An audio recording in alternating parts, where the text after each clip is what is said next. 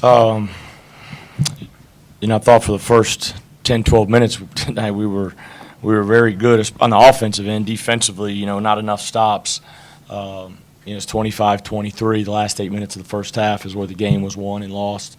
We really struggled to score. We got stagnant, but they physically just kind of overwhelmed us from three and in the paint that last 8 minutes. That was really the difference in the game. Second half was just kind of a little bit of back and forth, kind of both ways. And so congrats to them.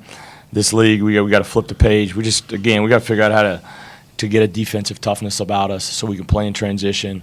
We got to take good shots. We got to try to establish some post game, some inside touches, get good spacing, and then we got to make the couple open ones to stay relevant in the game. But we got to hang and be ready to roll for Oklahoma. Questions for the players first. If you can grab a mic before you ask a question. Tyrese, why did it get away from you guys late there in the first half? We didn't get a stop and couldn't score. So it's not a recipe for success at all, and that really hurt us in that last 8 to 12 minute stretch in the first half. Mike, what has to be done to fix this team?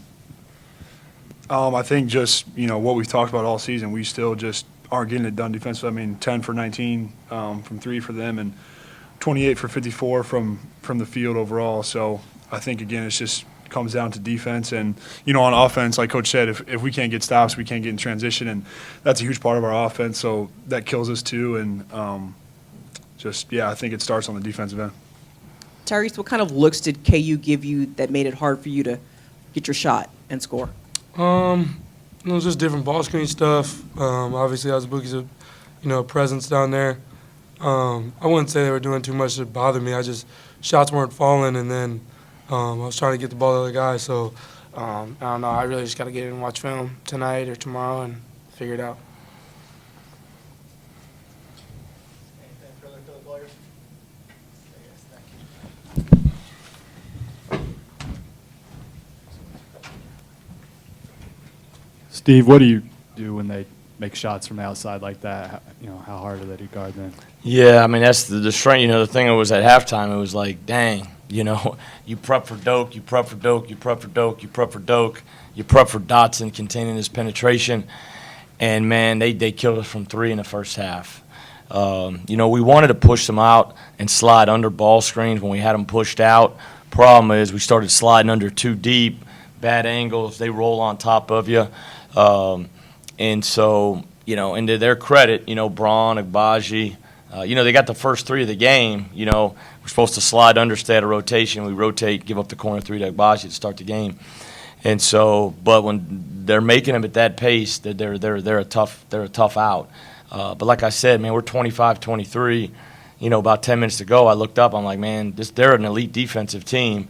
And, they're long at every position, and Dotson athletically is tremendous at the point.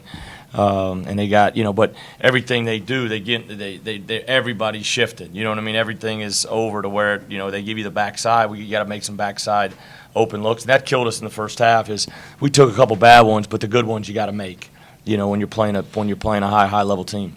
Steve, what part of what's going wrong right now for Iowa State is it being a victim of your own recruiting success?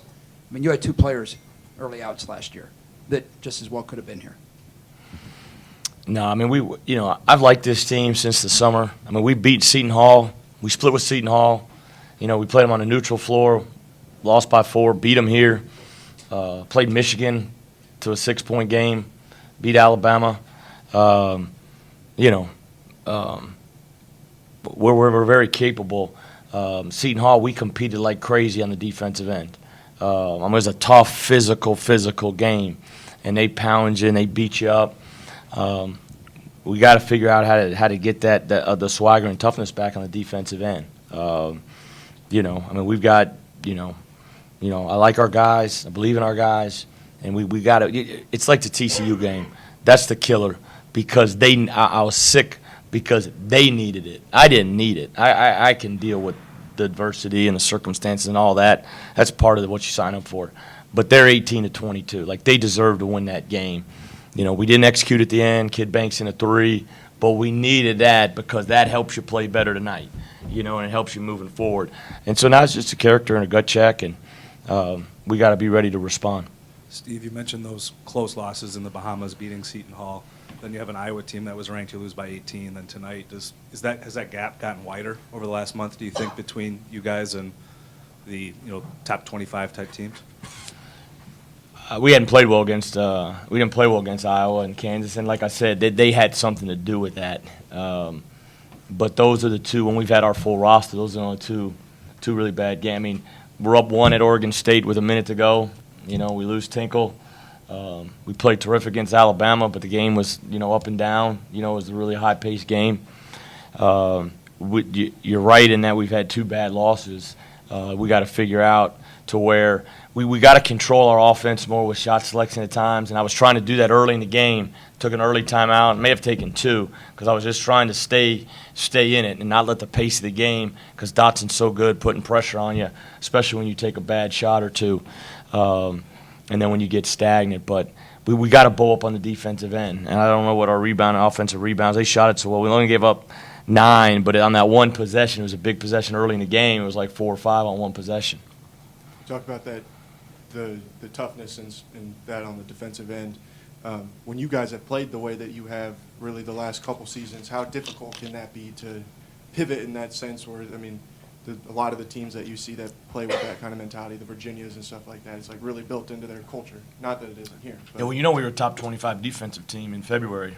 We were one of only 7 teams last year starting February 1st. That was top 25 offense and defense in the country. And so, we're capable. We've done it. We were top 50. I think we were my second year, I think we had one of the highest defense ratings ever in the history of school. We did it last year up into that 3-week stretch.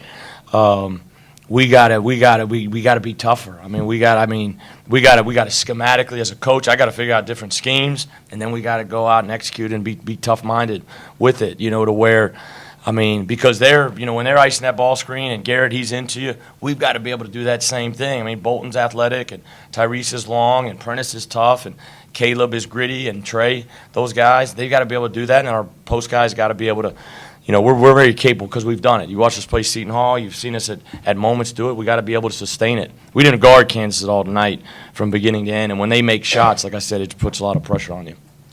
Steve, you sort of mentioned it, but what did you think of KU's ball screen defense? That was good. I mean, we had 23 points in 10 minutes. I thought we had them in really good rotation, the first 10 minutes of the game. You got to move the ball, and you got to play to the second side and third side and keep them in rotation. They're really shifting. You usually can get them on a lot of single side tags. We've heard them before in the past on that. What killed us in the first half, when you're not getting stops, we had a bunch of really good opportunities from 3. Then we started taking some bad ones and got stagnant. But they did a really good job with our middle pick and roll coverage. They ice it. They're big. They're physical.